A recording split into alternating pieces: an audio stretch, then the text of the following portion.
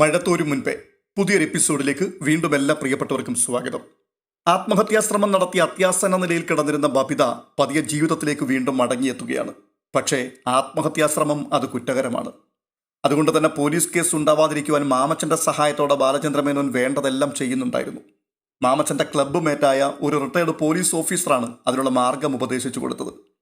അയാൾ പറഞ്ഞത് കഴിക്കേണ്ട മരുന്ന് അറിയാതെ മാറിപ്പോയതാണെന്ന് വരുത്തി തീർക്കാം. മൂട്ട മരുന്നും കഷായവും ഒരേ അലമാരയിലായിരുന്നു വെച്ചിരുന്നത്. മുറിയിൽ വേണ്ടത്ര വെളിച്ചമില്ലാതിരുന്നതിനാലും അശ്രദ്ധ കൊണ്ടും മരുന്ന് മാറിയെടുത്ത് കുടിച്ചു.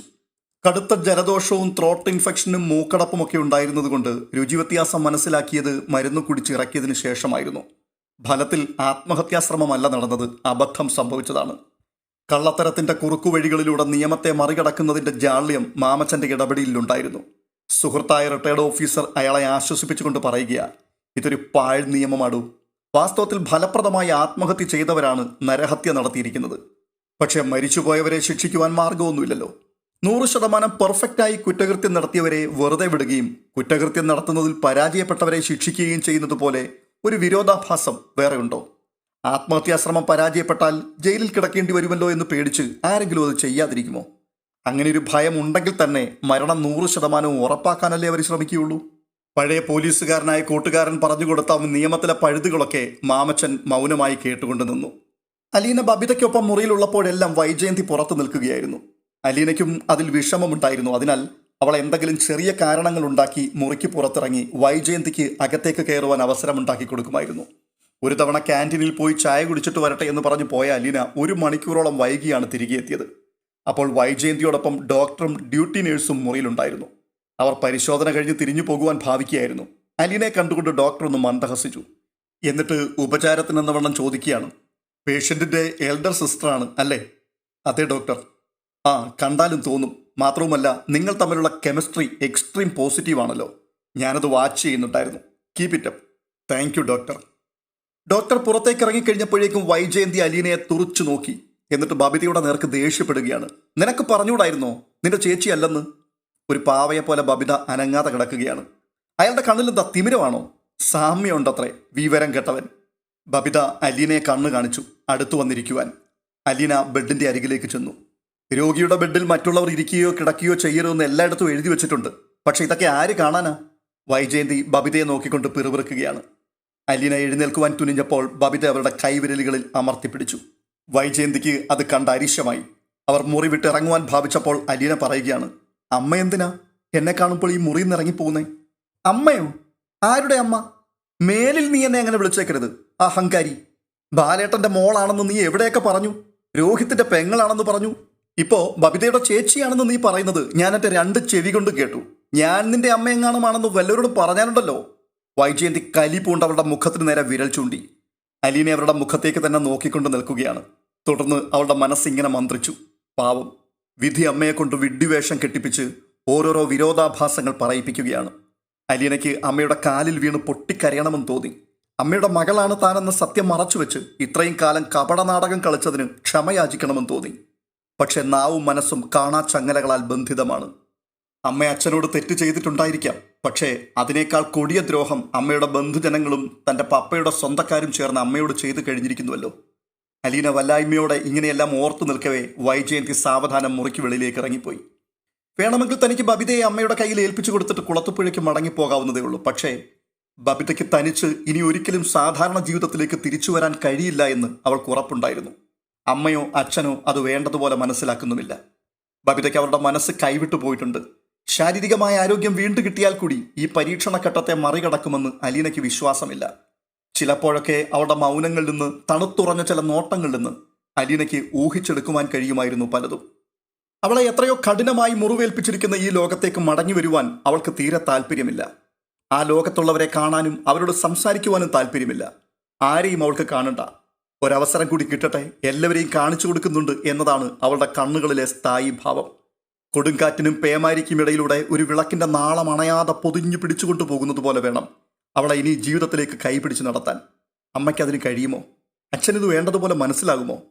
തൻ്റെ സാമീപ്യം പോലും കേവലം താൽക്കാലികാശ്വാസം മാത്രമാണ് അവൾക്ക്. അരികത്തിരുന്ന് തലോടി സ്നേഹവായ്പോടെ സംസാരിച്ചു കൊണ്ടിരിക്കുമ്പോൾ പോലും ഇടയ്ക്ക് അവളുടെ മുഖത്തൊരു കല്ലിപ്പ് വന്ന് കയറുന്നത് അലീന ശ്രദ്ധിക്കുന്നുണ്ട്. അവളുടെ ധൈര്യവും പ്രതീക്ഷയും ചോർന്നു പോകുമ്പോഴാണത്. അലീന സംസാരിക്കുമ്പോൾ അവൾ മുഖത്തേക്ക് നോക്കി കിടക്കും എന്നുള്ളതല്ലാതെ ഒന്ന് മൂളി കേൾക്കുക പോലുമില്ല. ബബിതയെ കൊണ്ട് എന്തെങ്കിലും ഒന്ന് സംസാരിപ്പിക്കുവാൻ വേണ്ടി അലീന നിർബന്ധിക്കുകയാണ്. എന്തെങ്കിലും ഒന്ന് പറ മോളെ, നിനക്ക് ഇഷ്ടമുള്ള എന്തെങ്കിലും ഒന്നിനെ പറ്റി പറ. നിമിഷങ്ങളോളം അവൾ അലീനയുടെ മുഖത്ത് നോക്കിക്കിടന്നിട്ട് സാവധാനം പറയുകയാണ്, എനിക്കിനി ജീവിക്കണ്ട. അത് കേട്ടപ്പോഴേക്കും അലീന വല്ലാതെയായി. താനൊഴിച്ച വെള്ളം അത്രയും കമിഴ്ത്തിവെച്ച കുടത്തിന് മീതെയാണ് വീണത്. അലീന അവളുടെ കൈപ്പടം വിടർത്തി തൻ്റെ കവളത്തേക്ക് ചേർത്ത് പിടിച്ചു. നിനക്ക് എന്നോട് ഇത്തിരിയെങ്കിലും സ്നേഹമില്ലേ? ഇല്ല. ഇത്രയും പറഞ്ഞിട്ട് ബബിത പെട്ടെന്ന് തലവെട്ടിച്ചു. അവൾ പാഴായും ശൂന്യമായും കിടക്കുന്ന അനന്തമായ മരുഭൂമിയിലേക്ക് എന്ന വണ്ണം വിദൂരതയിലേക്ക് കണ്ണയച്ചുകൊണ്ട് പറയുകയാണ്, എനിക്ക് ആരുമില്ല ചേച്ചി. എനിക്ക് മനസ്സിലായി, എന്നെ ആർക്കും വേണ്ട. ഞാനുണ്ടല്ലോ മോളെ നിനക്ക്, നിന്റെ തൊട്ടടുത്ത് ഞാനില്ലേ? അലീനെ അവളുടെ വിരലുകളിൽ ചുംബിച്ചുകൊണ്ടാണത് പറഞ്ഞത്. ബബിത അപ്പോഴും നിഷേധാർത്ഥത്തിൽ തലയാട്ടി. അവൾക്ക് അലീനയെ പോലും വിശ്വാസമില്ല. അവൾ ചോദിക്കുകയാണ്, ചേച്ചിക്ക് തിരിച്ചു പോകണ്ടേ? ഇല്ല, ഞാൻ നിന്നെ വിട്ടുപോവില്ല. അവൾ അലീനയുടെ നേർക്ക് സൂക്ഷിച്ചു നോക്കിക്കൊണ്ടേയിരിക്കുകയാണ്. അവൾക്ക് പിന്നെയും എന്തൊക്കെയോ ചോദിക്കുവാനും പറയുവാനുമുണ്ടെന്ന് അലീനയ്ക്ക് തോന്നി. പക്ഷേ അവൾ പിന്നെ സംസാരിച്ചില്ല. അലീന പിന്നീട് ബാലചന്ദ്രമേനോനോട് ഇക്കാര്യം ചർച്ച ചെയ്തു. അവൾ ഭയപ്പെട്ടിരുന്നത് പോലെ തന്നെയായിരുന്നു ബാലചന്ദ്രമേനോന്റെ പ്രതികരണം. അവൾക്കിപ്പോൾ ഒരുവിധം സുഖമായില്ലേ? ഇന്ന് ഡിസ്ചാർജ് ചെയ്യാമെന്ന് ഡോക്ടർ പറഞ്ഞല്ലോ. അച്ഛൻ ഇത് നിസ്സാരമായിട്ട് കാണരുത്. ഒരാളൊരു അപകടത്തിൽപ്പെട്ടിട്ട് ചികിത്സിച്ച് സുഖമാക്കുന്നത് പോലെ അല്ല ഇത്. അവളെ നല്ലതുപോലെ കെയർ ചെയ്യണോ അച്ഛാ? ഇല്ലെങ്കിൽ ഇനിയും അവൾ ഇങ്ങനെ തന്നെ ചെയ്യും. അവൾക്കിനി ജീവിക്കണ്ട. മോളെ, നിനക്ക് കടപ്പാട്ടൂർ വന്ന് കുറച്ച് ദിവസം താമസിക്കാൻ പറ്റുമോ? ഞാൻ വരാം, പക്ഷേ അമ്മയെ കൊണ്ട് അച്ഛൻ സമ്മതിപ്പിക്കണം. നന്നായി. ജയന്തി ഇപ്പോഴേ ചൂലെടുത്ത് കയ്യിൽ പിടിച്ചിരിക്കുക. നീ ആ മുറ്റത്ത് കാലുകുത്തിയാൽ നിന്നെ അടിച്ചിറക്കാൻ. അങ്ങനെയാണെങ്കിൽ ഞാൻ അവളെ കുളത്തുപുഴയ്ക്ക് കൊണ്ടുപോയാലോ അച്ഛാ? അത് പ്രാക്ടിക്കലാണോ മോളെ? ആരോടൊക്കെ ഉത്തരം പറയണം? ജയന്തി സമ്മതിക്കുമോ? ഒരിക്കലും സമ്മതിക്കില്ല. അച്ഛാ, വീട്ടിലേക്ക് വന്നാൽ ബബിതയെ നോക്കാൻ അവിടെ ആരുണ്ട്? അച്ഛൻ രാവിലെ കടയിലേക്ക് പോകും, അമ്മയും ജോലിക്ക് പോകും. കൃഷ്ണമോള് സ്കൂളിൽ പോയാൽ പിന്നെയുള്ളത് രോഹിത്താണ്. അവൻ ഇനി എത്ര ദിവസമുണ്ട് വീട്ടിൽ? ബാംഗ്ലൂരിൽ അവൻ്റെ അഡ്മിഷൻ എല്ലാം ശരിയായെന്നാ മനുവേട്ടൻ പറഞ്ഞത്. ഒരാഴ്ചയ്ക്കുള്ളിൽ അവനും പോകും. അമ്മയാണെങ്കിൽ ബബിതയോട് എന്തെങ്കിലുമൊക്കെ ചോദിക്കും. മറുപടി കിട്ടിയില്ലെങ്കിൽ ദേഷ്യപ്പെട്ടെന്നിരിക്കും. ബബിതയുടെ അടുത്ത് അങ്ങനെയൊന്നും പോരാച്ച. അവളുടെ കൂടെ എപ്പോഴും ഒരാളുണ്ടാവണം. അവളുടെ മനസ്സിലുള്ള ഭാരം മുഴുവനും പുറത്തു വരണം. എങ്കിലേ അവൾക്ക് സമാധാനം കിട്ടുകയുള്ളൂ. അച്ഛൻ ശ്രദ്ധിച്ചായിരുന്നോ? ഒരിക്കൽ പോലും അവളുടെ മുഖത്തൊരു സങ്കടമോ കുറ്റബോധമോ കണ്ടില്ല. ആത്മഹത്യയ്ക്ക് ശ്രമിച്ച ഒരു പെൺകുട്ടി അവളുടെ അച്ഛനെയും അമ്മയും കൂടപ്പിറപ്പുകളെയും ഒക്കെ കാണുമ്പോൾ ഒന്ന് കരയേണ്ടതല്ലേ? അത് ശരിയാണെന്ന് ബാലചന്ദ്രമേനോൻ തലയാട്ടി. അവളുടെ മനസ്സുരുകിയിട്ടില്ല, അതാ കാര്യം.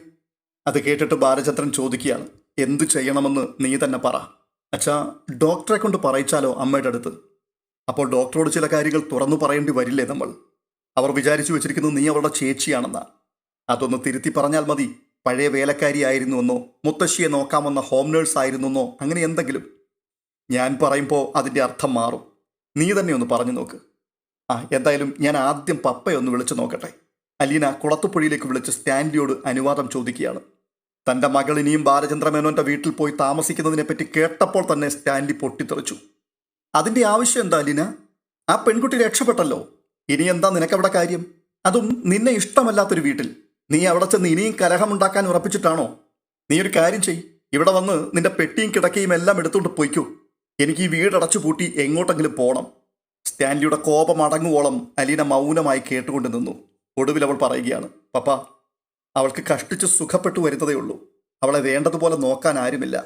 ഛേ, അവളുടെ അച്ഛനും അമ്മയും ഇല്ലേ അവിടെ? സഹോദരങ്ങളില്ലേ? ബന്ധുജനങ്ങളില്ലേ? അവർക്കില്ലാത്ത ബാധ്യത നിനക്കെന്തിനാണ്? അവർക്കറിയില്ല പപ്പ അവളുടെ മനസ്സിലേക്ക് കയറി ചെല്ലാൻ. അവർക്ക് പറ്റില്ല. അവളുടെ മനസ്സെന്താ ബാലികേറാമലയാണോ? നിനക്കിവിടെ മടുത്തെങ്കിൽ അതങ്ങ് പറഞ്ഞാൽ മതി. അയ്യോ പപ്പ, അങ്ങനെയൊന്നും പറയല്ലേ. ഓരോ മനുഷ്യരും തമ്മിലുള്ള ദൂരം ഒരുപോലെയാണോ? പപ്പയുടെ അടുത്തേക്ക് വരുവാൻ എനിക്ക് കഴിയുന്നിടത്തോളം മറ്റാർക്കെങ്കിലും സാധിക്കുമോ? ബബിതയുടെ മനസ്സ് ശരിയല്ല. അതിനേറ്റ ഷോക്ക് വളരെ ഗുരുതരമാണ്. പപ്പ കാണുന്നത് പോലെ തന്നെയാ മറ്റെല്ലാവരും കാണുന്നത്. പക്ഷേ എനിക്കറിയാം അവൾ ഇനിയും അത് തന്നെ ആവർത്തിക്കും. അവൾക്കിനി ജീവിച്ചിരിക്കണമെന്നില്ല. ഇത് നല്ല കൂത്ത്. ജീവിച്ചിരിക്കാൻ ആഗ്രഹമില്ലാത്തവർ പോട്ടെന്ന് വെക്കണം. നിനക്ക് എത്ര കാലം പിടിച്ചു നിർത്താൻ സാധിക്കും? വിഷമെടുത്ത് കുടിച്ചാൽ മരിക്കുമെന്നറിയാത്ത കൊച്ചു കുട്ടിയൊന്നും അല്ലല്ലോ അത്. പപ്പ ഇങ്ങനെയൊക്കെ പറയുന്നത് കുറച്ച് കഷ്ടമാകട്ടോ. നീ നിന്റെ ഇഷ്ടം പോലെ ചെയ്തു. എന്നോട് അനുവാദം ചോദിക്കണ്ട. ഞാനാരാണ് ചോദിക്കാൻ അങ്ങനെ? ആ പാലാക്കാരൻ മേനോൻ വന്ന് ചോദിച്ചപ്പോൾ കുറച്ചു ദിവസം ഈ വീട്ടിൽ താമസിക്കാൻ സമ്മതിച്ചു, അത്രമാത്രം. അതോടെ കോൾ മുറിഞ്ഞു. പപ്പയത് കട്ടാക്കിയതാണെന്ന് അലീനയ്ക്ക് മനസ്സിലായി. എങ്കിലും സംശയ നിവൃത്തിക്ക് വേണ്ടി അവൾ വീണ്ടും ഡയൽ ചെയ്തു. ഫോൺ സ്വിച്ച് ഓഫ് ചെയ്തിരിക്കുന്നു. അലീനയ്ക്ക് കരച്ചിൽ വന്നു. ബാലചന്ദ്രമേനോൻ ചോദിക്കുകയാണ്, എന്തായി? പപ്പ സമ്മതിക്കുന്നില്ല. അവൾ കുളത്തുപുഴയിലെ ലാൻഡ് ഫോൺ നമ്പർ ഡയൽ ചെയ്തു നോക്കി. ബെല്ലടിച്ച് തീരുന്നതല്ലാതെ ആരും എടുക്കുന്നില്ല. ബാലേന്ദ്രൻ ചോദിക്കുകയാണ്, ഞാൻ സംസാരിക്കണോ പപ്പയോട്? വേണ്ടച്ചാ, പപ്പയ്ക്കത് ഇഷ്ടപ്പെടില്ല. ഏതാണ്ട് 3/4 മണിക്കൂർ സമയം കഴിഞ്ഞപ്പോൾ അലീനയുടെ മൊബൈലിൽ സ്റ്റാൻലിയുടെ കോൾ വന്നു. അലീന ഫോൺ എടുത്തിട്ട്, പപ്പ. സ്റ്റാൻലി വളരെ ഗൗരവത്തിൽ തന്നെയാണ്. അയാൾ ചോദിക്കുകയാണ്, നിന്റെ ഡ്രസ്സൊക്കെ എന്ത് ചെയ്യണം? അലീന മിണ്ടിയില്ല. പാലായിൽ ചെന്നാൽ നിനക്ക് മാറിയെടുക്കാൻ വല്ല ഡ്രസ്സും ഉണ്ടോ? ബൈജുവിൻ്റെ കയ്യിൽ ഞാൻ എല്ലാം കൊടുത്തയച്ചേക്കാം. അലീന വിതുമ്പിപ്പോയി. എന്നിട്ട് പറയുകയാണ്, വേണ്ട പപ്പ, ഞാൻ എങ്ങനെയെങ്കിലും അഡ്ജസ്റ്റ് ചെയ്തോളാം. ഏയ്, അതിൻ്റെ ആവശ്യമില്ലല്ലോ. ബൈജു എവിടേക്കാ വരേണ്ടത്? ഹോസ്പിറ്റലിലേക്കാണോ അതോ മേനോൻ്റെ വീട്ടിലേക്കാണോ? പപ്പ, ഇന്ന് ഇവിടുന്ന് ഡിസ്ചാർജ് ആവും. ഞാൻ വിളിച്ചു പറഞ്ഞാൽ മതിയോ? ആ ശരി. തിരിച്ചു വരാൻ എത്ര ദിവസം എടുക്കും? ഒരു കാലാവധി പറഞ്ഞാൽ എനിക്ക് എങ്ങോട്ടെങ്കിലും യാത്ര പോകാമല്ലോ. പപ്പ എങ്ങോട്ട് പോകാനാ? അന്റാർട്ടിക്കയിൽ മഞ്ഞുരുകുന്നെന്ന് കേൾക്കുന്നുണ്ട്. അതൊന്ന് പോയി കാണണം. ഞാനെന്തിനാ ഇവിടെ തനിച്ചു കിടക്കുന്നത്? പപ്പയ്ക്ക് പരിഭവം തീർന്നിട്ടില്ലെന്ന് അലീനയ്ക്ക് മനസ്സിലായി. അപ്പോൾ അവൾ പറയുകയാണ്, അവിടെ പോകുമ്പോൾ ഞാനും കൂടെ വരാം പപ്പ. ഞാനും ഇതുവരെ മഞ്ഞുരുകുന്നത് കണ്ടിട്ടില്ല. മറുവശത്ത് ഒരു പ്രതികരണവുമില്ല. അവൾ വീണ്ടും വിളിച്ചു, പപ്പ. എന്നോട് ദേഷ്യമാണോ? നീ പോയിട്ട് വാ. ഇതിൻ്റെ മറുപടി നീ വന്നു കഴിഞ്ഞ് ഞാൻ പറയാം. അവൾ താങ്ക് യു പപ്പ എന്ന് പറഞ്ഞത് അയാൾ കേട്ടില്ല. അതിനു മുൻപ് തന്നെ ഫോൺ കട്ടായി. പെട്ടെന്ന് അവൾ ബാലചന്ദ്ര മേനോന്റെ മുഖത്തേക്ക് നോക്കി നിറകണ്ണുകളോടുകൂടി പറയുകയാണ്, പപ്പ സമ്മതിച്ചു. ബാലചന്ദ്രന് അത് വലിയ ആശ്വാസമായിരുന്നു. ഇനി അടുത്ത നടപടി ഡോക്ടറെ കണ്ട് സംസാരിപ്പിക്കുക എന്നുള്ളതാണ്. അലീന തന്നെ ഡോക്ടർ പിഷാരടിയെ കണ്ട് സാഹചര്യങ്ങളൊക്കെ ധരിപ്പിച്ചു. അവൾ ബബിതയുടെ സ്വന്തം സഹോദരിയല്ല എന്നുള്ളത് കേട്ടപ്പോൾ ഡോക്ടർക്ക് ആശ്ചര്യം തോന്നി. അയാൾ ചോദിക്കുകയാണ്, പിന്നെന്താ താങ്കൾക്ക് അവരുമായിട്ടുള്ള ബന്ധം? ആ കുട്ടിക്ക് നിങ്ങളുമായിട്ടാണല്ലോ ഏറ്റവും അടുപ്പം. പ്രായമുള്ളവരെ ശുശ്രൂഷിക്കുവാൻ അവരുടെ വീട്ടിൽ മുൻപെന്നോ താമസിച്ചിട്ടുള്ള ഒരു ഹോം നേഴ്സിനോട് ഇത്രയ്ക്കൊരടുപ്പം വരുമോ? എനിക്ക് വിശ്വസിക്കാൻ കഴിയുന്നില്ല. ആ കുട്ടിക്ക് മാത്രമല്ലല്ലോ, ആ വീട്ടുകാർക്കെല്ലാം നിങ്ങളോട് വലിയ അടുപ്പമാണല്ലോ. ഞാനവിടെ താമസിച്ചിരുന്ന കാലത്ത് അങ്ങനെ ഒരു അടുപ്പം ഉണ്ടായതാണ്. പക്ഷേ അവിടുത്തെ മാടവുമായി ഇടയ്ക്കൊരു അഭിപ്രായ വ്യത്യാസമുണ്ടായിട്ട് എനിക്ക് പിണങ്ങിപ്പോകേണ്ടി വന്നു. ഇപ്പോഴും അവർക്ക് എന്നോട് നീരസമുണ്ട്. ഡോക്ടർ ഒന്ന് പറഞ്ഞാൽ ഞാൻ പറയാനോ? ഞാൻ എന്തു പറയണം? ഒന്നാമത് അതെൻ്റെ ഡ്യൂട്ടിയുടെ ഭാഗമല്ല. ഡോക്ടറെ പ്ലീസ്. ബബിത ഇപ്പോഴും സാധാരണ നിലയിലായിട്ടില്ലല്ലോ. അവൾക്കിപ്പോഴും മരിച്ചാൽ മതിയെന്നേ ഉള്ളൂ. അതിൻ്റെ കാരണമൊന്നും ആർക്കും അറിയുകയുമില്ല. നല്ലതുപോലെ കെയർ ചെയ്തില്ലെങ്കിൽ അവൾ ഇനിയും എന്തെങ്കിലും അബദ്ധം കാട്ടും. അവർക്കില്ലാത്ത ആങ്സൈറ്റി തനിക്കെന്തിനാടൂ? അവരുടെ മോളെ നോക്കേണ്ടത് അവരല്ലേ? ഡോക്ടർ, ഒരു മനുഷ്യ ജീവനല്ലേ, മത്സരമല്ലല്ലോ ഇത്. എനിക്കവളെ തിരുത്താൻ സാധിക്കും. ഡോക്ടർ ഒരാലോചനയോടുകൂടി തലകുലുക്കി. എന്നിട്ട് പറയുകയാണ്, ഓക്കെ, ഞാൻ പൊതുവായിട്ടൊന്ന് സംസാരിക്കാം. നിങ്ങളുടെ പൊളിറ്റിക്സ് ഒന്നും അറിയാത്ത മട്ടിൽ. ഡിസ്ചാർജ് ചെയ്യലും ബില്ല് തീർക്കലുമെല്ലാം 3 മണിയോടുകൂടി കഴിഞ്ഞു. അവർ മുറി ഒഴിഞ്ഞു പോകുന്നതിന് മുൻപ് ഡോക്ടർ പിഷാരടി പേഷ്യന്റിനെ കാണുവാൻ വന്നു. നാടി പിടിച്ച് പൾസ് നോക്കി, കൺപോളകൾ വിടർത്തി പരിശോധിച്ചു. എന്നിട്ട് പറയുകയാണ്, കഴിഞ്ഞതൊക്കെ മറന്നേക്കുക. ജീവിതമെന്ന് പറയുന്നത് വലിയ വിലപിടിപ്പുള്ള സംഗതിയാണ്. ഒരൊറ്റ തവണയെ നമുക്കത് കിട്ടൂ. ഒരിക്കൽ കെടുത്തിക്കളഞ്ഞാൽ പിന്നെ കിട്ടില്ല. ബബിത അത് കേട്ടുകൊണ്ടിരിക്കുകയാണ്. വിഷമിക്കൊന്നും വേണ്ട, ഒരബദ്ധം ആർക്കും പറ്റും. അത് ആവർത്തിക്കാതിരിക്കുന്നതാണ് ബുദ്ധിമാന്മാരുടെ ലക്ഷണം. ഡോക്ടർ എന്നിട്ട് അലീനയുടെ നേർക്കൊന്ന് പാളി നോക്കിയിട്ട് വീണ്ടും പറയുകയാണ്, കുറച്ച് ദിവസത്തേക്കൊരു ശ്രദ്ധ വേണം കേട്ടോ. നീ അടുത്തുള്ളപ്പോൾ അവൾക്ക് വളരെ ആശ്വാസം കിട്ടുന്നുണ്ട്. ഞാനത് ശ്രദ്ധിച്ചു. വീട്ടിൽ ചെന്നാലും അവളെ ഒറ്റയ്ക്ക് വിടണ്ട. അവളുടെ റൂമിൽ തന്നെ കൂടിക്കോ, ഓക്കെ? അലീന അത് കേട്ട് തലയാട്ടി. വൈജയന്തി തെല്ലുനേരം പകച്ചു നിന്നുപോയത് കേട്ടിട്ട് എവിടെയോ ഒരു അട്ടിമറി നടന്നിട്ടുണ്ടെന്ന് അവർക്ക് തോന്നി. തുടർന്ന് ഡോക്ടർ ബാലചന്ദ്ര മേനോന്റെ മുഖത്തേക്ക് നോക്കിയിട്ട് പറയുകയാണ്, ശരി മിസ്റ്റർ മേനോൻ, സന്തോഷമായിട്ട് പോയിക്കോളൂ. ബാലചന്ദ്ര മേനോൻ ഡോക്ടർക്ക് നന്ദി പറഞ്ഞു. പായ്ക്ക് ചെയ്യുവാനും സാധനങ്ങളെല്ലാം എടുത്ത് കാറിൽ വെക്കാനും അലീന ബാലചന്ദ്ര മേനോനെ സഹായിച്ചു. വൈജയന്തി ഒന്നിലും സഹകരിക്കാതെ മാറി നിന്നതേ ഉള്ളൂ. അവരുടെ മനസ്സിൽ വലിയൊരു യുദ്ധം നടക്കുന്നുണ്ടായിരുന്നു. ബബിതയെ അലീനയാണ് താങ്ങിപ്പിടിച്ച് കാറിൽ കയറ്റിയത്. പിൻസീറ്റിൽ അവളോടൊപ്പം അലീനയും കയറിയിരുന്നു. വൈജയന്തി ഇനിയും ഒരു തീരുമാനത്തിലെത്താൻ കഴിയാത്തതുപോലെ കാറിന് വെളിയിൽ സംശയിച്ചു നിൽക്കുകയാണ്. ഒടുവിൽ മുൻസീറ്റിൽ കയറിയിരുന്നു. ഡോറടച്ച് റോഡിലേക്ക് മാത്രം കണ്ണും നട്ട് തപസ്സിനുറച്ച ഒരു യോഗിനിയെപ്പോലെ ചലനമില്ലാതെ ഒരേ ഒരു ഇരിപ്പ്. കാർ ഓടിക്കൊണ്ടേയിരുന്നു. നഗരം പിന്നിട്ടതിനു ശേഷം ബബിത അലീനയുടെ തോളത്തേക്ക് മുഖം ചേർത്ത് ചാരിയിരുന്നു. അലീന അവളെ മടിയിലേക്ക് കിടത്തി ശിരസിൽ തലോടിക്കൊണ്ടുവരുന്നു. എപ്പോഴോ അവൾ ഉറങ്ങിപ്പോയി. യാതൊരു വാക്കും കാറിനുള്ളിൽ ഉച്ചരിക്കപ്പെടുന്നില്ല. മൗനം കൊണ്ട് മഹാമുദ്രയണിഞ്ഞ നാവുകൾ മുറുകി തന്നെ ഇരുന്നു. കാർ നിന്നതറിഞ്ഞിട്ടാണ് ബബിത കണ്ണു തുറന്നത്. അലീന അവളെ താങ്ങിപ്പിടിച്ച് മടിയിൽ നിന്നും ഉയർത്തി. കാറ് വീട്ടുമുറ്റത്ത് നിൽക്കുന്നത് കണ്ട് ബബിത അത്ഭുതപ്പെട്ടു. താൻ ചെറുതായതൊന്നും മയങ്ങിയതേയുള്ളൂ എന്നായിരുന്നു അവളുടെ വിചാരം.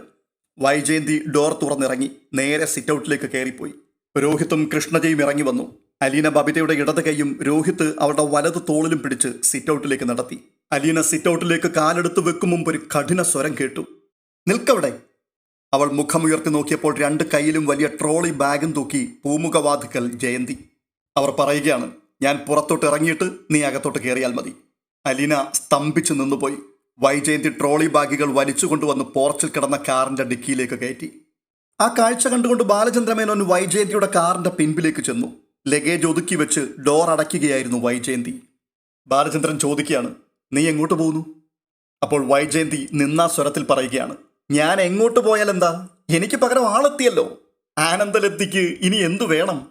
അപ്പോൾ ബാലചന്ദ്രൻ, പോകുന്നതിന് മുൻപ് ഒരു കാര്യം മനസ്സിൽ കുറിച്ചേക്കണം.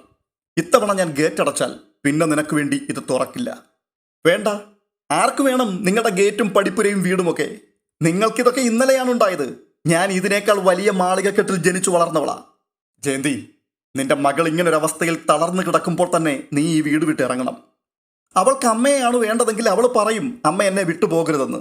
ഹോസ്പിറ്റലിൽ വെച്ച് അവൾക്ക് അമ്മയെ വേണ്ടായിരുന്നു. ഇനി ചോദിച്ചില്ലെന്ന് വേണ്ട. ഉടനെ വൈജയന്തി വീണ്ടും സിറ്റൗട്ടിലേക്ക് കയറി ചെന്നു. ബബിതയും രോഹിത്തും അലീനയും എല്ലാം ധർമ്മസങ്കടത്തിൽപ്പെട്ടതുപോലെ നിൽക്കുകയാണ്. അപ്പോൾ ബബിതയുടെ മുഖത്ത് നോക്കി വൈജയന്തി ചോദിക്കുകയാണ്, നീ എൻ്റെ കൂടെ കൊല്ലപ്പള്ളിക്ക് വരുന്നുണ്ടോടി? കടുത്ത പ്രതിഷേധം നിലനിൽക്കുന്ന മുഖത്തോടു കൂടി ബബിത പറയുക, ഇല്ല. നിനക്ക് നിന്റെ കൂടെ ആരെയാ വേണ്ടത്? നിന്റെ പെറ്റമ്മയെ വേണോ അതോ ഇവളെ വേണോ? അമ്മയാണ് വേണ്ടതെങ്കിൽ ഇവൾ ഇവിടെ ഉണ്ടാവാൻ പാടില്ല. ബബിത പെട്ടെന്ന് 2 കാതും പൊത്തിപ്പിടിച്ചുകൊണ്ട് സെറ്റിയിലേക്ക് ഇരുന്നു. എന്നിട്ട് പറയുകയാണ്, എനിക്ക് ആരെയും വേണ്ട. എൻ്റെ അടുത്ത് ആരും വേണ്ടതാനും. ആരെയും ബുദ്ധിമുട്ടിക്കാതെ ഞാനങ്ങ് പൊയ്ക്കൊള്ളാം. അത്രയും കേട്ടപ്പോഴേക്കും യാതൊരു സങ്കോചവും കൂടാതെ വൈജയന്തി സിറ്റൗട്ടിൽ നിന്നും ഇറങ്ങിപ്പോയി കാറിൽ കയറി കാറ് സ്റ്റാർട്ട് ചെയ്ത് മുറ്റത്തേക്ക് ഇറക്കി. തുടർന്ന് ബാലചന്ദ്രമേനോനെയും തൻ്റെ മക്കളെയും അലീനയെയും ഒന്നുകൂടി നോക്കി. അതിനുശേഷം കാർ ഓടിച്ചുപോയി. അലീന തളർന്നതുപോലെ ബബിതയുടെ അരികെ ഇരിക്കുകയാണ്. എറണാകുളത്തു നിന്നും കടപ്പാട്ടൂരേക്ക് പുറപ്പെടുമ്പോൾ ഇങ്ങനെയൊരു പ്രതിസന്ധി അവൾ തീരെ പ്രതീക്ഷിച്ചിരുന്നില്ല. താൻ കടപ്പാട്ടൂർ വന്ന് താമസിക്കുമ്പോൾ അമ്മ എന്തെല്ലാം അപവാദം പറഞ്ഞാലും എത്രയധികം ദ്വേഷിച്ചാലും അതെല്ലാം സഹിക്കുവാൻ അവൾ തയ്യാറെടുത്ത് കഴിഞ്ഞിരുന്നു. പക്ഷേ ഇനി എന്താണ് ചെയ്യേണ്ടതെന്ന് അവൾക്ക് മനസ്സിലാവുന്നില്ല. താൻ ഉടൻ ഈ വീട് വിട്ടു പോവുകയാണോ ചെയ്യേണ്ടത്, അതോ ഇവിടെ തന്നെ താമസിക്കണോ? പെട്ടെന്നുണ്ടായ ആ സ്തംഭനാവസ്ഥയെ രോഹിത്താണ് ആദ്യം മറികടന്നത്. അവൻ അലീനയുടെ അടുത്ത് വന്ന് അവളുടെ കൈ പിടിച്ച് എഴുന്നേൽപ്പിച്ചു. എന്നിട്ട് പറയുകയാണ്, അലീന ചേച്ചി വിഷമിക്കണ്ട. എനിക്ക് ഒരു വിഷമവും തോന്നുന്നില്ല. കാരണം നമുക്കറിയാലോ സത്യം എന്താണെന്ന്. അമ്മ കുറച്ചു ദിവസം കൊല്ലപ്പള്ളിയിലും അലീന ചേച്ചി ഇവിടെയും താമസിക്കുന്നതുകൊണ്ട് ഭൂകമ്പമൊന്നും ഉണ്ടാകാൻ പോകുന്നില്ല. അവൻ തലതിരിച്ച് അച്ഛൻ നിൽക്കുന്നിടത്തേക്കൊന്ന് നോക്കി.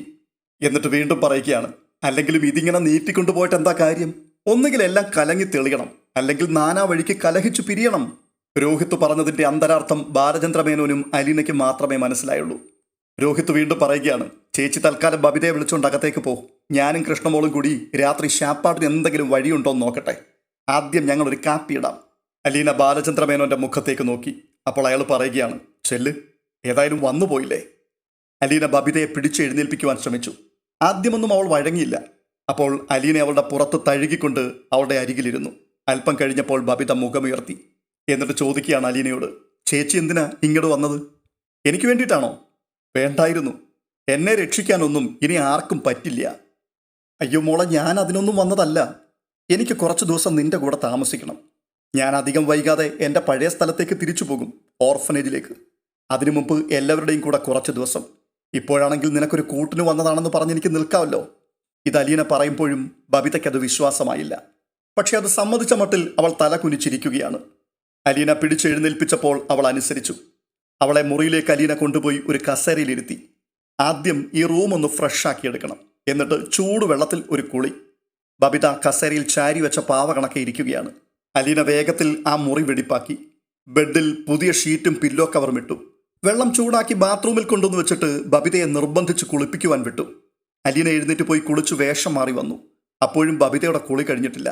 ബാത്റൂമിൽ വെള്ളം വീഴുന്ന ശബ്ദം കേൾക്കാം. അലീന വാതിലിൽ തട്ടി വിളിച്ചു. ബാത്റൂം വാതിലിന്റെ ബോൾട്ട് ഇട്ടിട്ടില്ല. അലീന ചോദിക്കുകയാണ്, അകത്തോട്ട് വന്നോട്ടെ? ഉത്തരമൊന്നും തന്നെ ഇല്ല. വെള്ളം വീഴുന്ന ശബ്ദം മാത്രമേ കേൾക്കുന്നുള്ളൂ. അലീന വീണ്ടും ചോദിച്ചു, ഞാൻ അകത്തോട്ട് കയറിക്കോട്ടെ മോളെ? ഇല്ല, മറുപടി ഒന്നുമില്ല. അലീനയ്ക്ക് വല്ലാത്തൊരു ഭയം തോന്നി. ഈ എപ്പിസോഡ് ഇവിടെ പൂർണ്ണമാവുകയാണ്. ത്രില്ലടിപ്പിക്കുന്ന മുഹൂർത്തങ്ങളുമായുള്ള അടുത്ത എപ്പിസോഡുമായി വീണ്ടും എത്താം. ഈ വീഡിയോ നിങ്ങൾക്ക് ഇഷ്ടപ്പെട്ടിട്ടുണ്ടെങ്കിൽ ദയവായി ഒന്ന് ലൈക്ക് ചെയ്യുവാനും ഹൈപ്പ് ചെയ്യുവാനും മറന്നു പോകരുത്. നിങ്ങളുടെ അഭിപ്രായങ്ങൾ അത് വളരെ വിലപ്പെട്ടതാണ്. കമന്റ് ബോക്സിൽ ഇത് രേഖപ്പെടുത്തുവാൻ മറക്കരുത്. ഒപ്പം ചാനൽ ഇതുവരെയും സബ്സ്ക്രൈബ് ചെയ്യാതെ പോകുന്നവർ ദയവ് ചെയ്ത് ഒന്ന് സബ്സ്ക്രൈബ് ചെയ്ത് കൂടെ കൂടുക. ഛേദമില്ലാത്തൊരു ഉപകാരമാണ്. വീണ്ടും അടുത്ത വീഡിയോയിൽ കാണാം. അതുവരേക്കും ബൈ ബൈ.